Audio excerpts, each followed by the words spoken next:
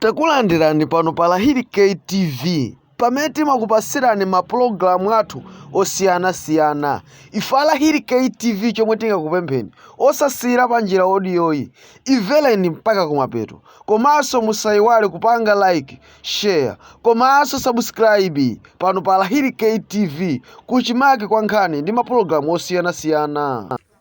Apa ndi mmene awonongera ku State House, anachosa mamita mageti valve ndi madzango tayika, koma mmene timafika amatapeza zokuti asiya ndi siruzowa zokuti kayachitotseka siruzowa chachitika ndi chani, koma papa madzi asiya. Timu yanga ili pa ground tikusaka onse amene aphwanya ma State House onse. Kuzomba kwaphwanyidwa siku libwino, ku Blantyre kwaphwanyidwa siku libwino, ku Mzuzu siku libwino, ma residents onse a State House asokonekera. Ndi audio yi mwatumizira kubomako kunena kuti ineyo ndikhala ndikugwira ntchito day and night, anthu amene apanga zimene zizapezeka. Ndipo mmanyumba mmene mwapita katundu ameneyi tululamo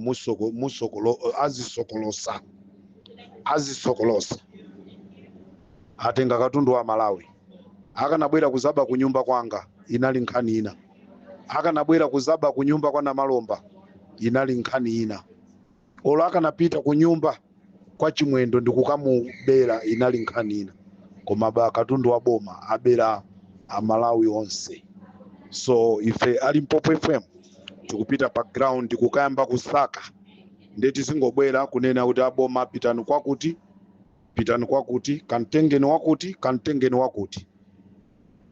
I'm very serious on this matter. Chimenechi ndi chibwana kwambiri. Pali zinthu zina kumaziona kunena kuti izizi tikhoza kupanga mwakuti. Koma pongoononga State House pokapacha, even aini ake amene amachikonda chipani cha MCP aloda ndaula ndi zimene zachitika zija.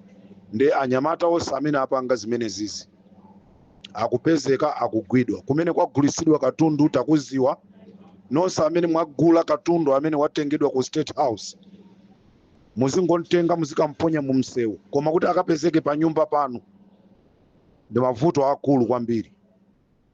Prince Kabunda Nkaga analembedwa ntchito ngati wa Assemblies of God ku State House, suwa chipani yayi, anali wa Assemblies of God. Alembedwa ntchito ku State House anazapezeka ndi mulandu wakuba ndalama za Satamu. Nkhani mmene muja munali malemu SKC zimwaka use mtendere, munali Prince Kabunda Nkaga. Ndipo zoti Prince Kabunda Nkaga anabadi ndalama za Satamu, anali agent, ndipo Benza anakabweza ndi ndalama umbondi nawo. Maskisho diso ndipanga post mawa 9 kuluko mawa. Ndizi minama nkwana anytime nda chief, ndizi minama nkwana bendo nda chief ndipanga post on social media mawa. Apa ilakwe nyeleke. So Prince Kabunda Nkaga akachotwa ntchito amapita kwa Eisenhower Nkaga, umboniso ndili nawo, kukachondelera terminal minister foreign affairs kuti abwerere mboma.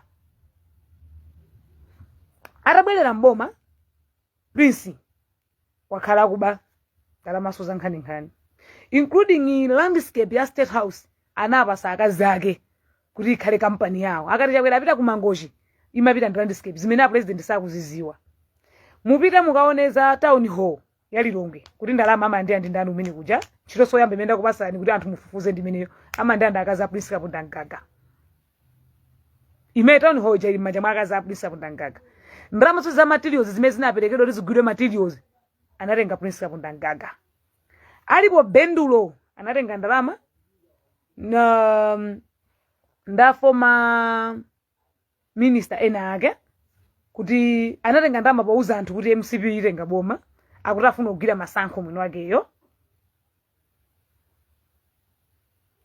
So ane muleya ata amene akutuma akupwetekesa ndekana vula kale ine ndikapolo ine savage mukunama ma guys ine mwana wa manyi ine mndona bwino ine.